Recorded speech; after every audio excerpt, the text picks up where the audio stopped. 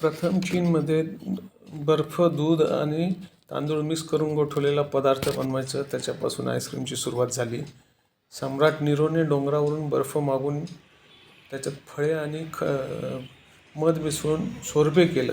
ते सोर्बे म्हणजे आईस्क्रीमचा प्रकार. त्याच्यानंतर 13व्या शतकामध्ये मार्को पावलो यांनी चीनमधून ही आईस्क्रीमची कला इटालीमध्ये आणून विकसित केली. तेच आजची आधुनिक रेसिपी आईस्क्रीम आपण म्हणतो. त्या आईस्क्रीमला इटालीची राजकन्या कॅथरीनने 1533मध्ये फ्रान्समध्ये नेलं. 1686मध्ये फ्रान्समध्ये पहिला कॅफे प्रोप्पे नावाने आईस्क्रीम पार्लर कमर्शियल सुरू झालं. त्यात मात्र दूध, क्रीम, लोणी आणि अंडी होती. 1843ला आपण जे हाताने फिरून आईस्क्रीम पार्ट्या करत होतो ते आईस्क्रीमचे पॉट आलेत. त्याच्यानंतर मोठी क्रांती जी झाली ती रेफ्रिजरेशनमधून झाली. रेफ्रिजरेशन 20व्या शतकात आलं. 1904मध्ये आधुनिक कोन आलेत, त्याच्यामध्ये आईस्क्रीम भरून आपण खातो. आणि 1930मध्ये सॉफ्टी आईस्क्रीम आलं. हिमालयातील बर्फ वितळून मोगलांनी भारतामध्ये आईस्क्रीमच्या ऐवजी कुल्फी नावाचा प्रकार लोकप्रिय केला. तो आजही आपण कुल्फी म्हणून खातो. आधुनिक काळामध्ये महाराष्ट्रात रसवंत्या वाढल्या, ते ऊसाचं उत्पादन वाढलं. त्याचं बाय प्रोडक्ट म्हणजे या रसवंत्या आहेत. रसाचा आजही आपण लोकप्रिय आहेत.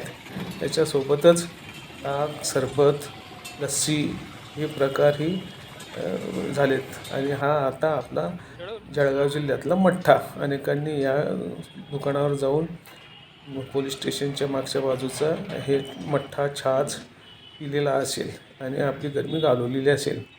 45 आणि 43 आणि 41च्या जळगावातल्या टेम्परेचरमध्ये ह्याच थंड पेयाचा आपल्याला स्वाद मिळतो आणि त्याच्यापासून आपण थोडीशी थंडाई मिळवतो. आईस्क्रीमचे बाकीचे जे प्रकार आहे पुढील भागामध्ये मी नक्कीच आपल्याला देण्याचा प्रयत्न करेन.